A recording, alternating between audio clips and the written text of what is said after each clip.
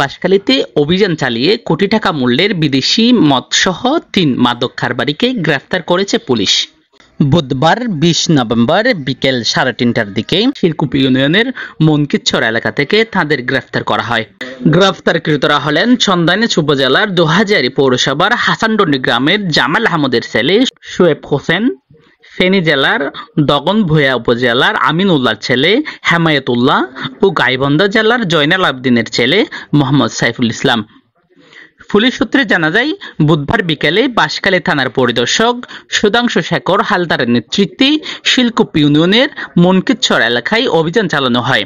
এ সময় একটি মাইক্রোবাসে তল্লাশি চালিয়ে ৩ যুবককে আটক করা হয়।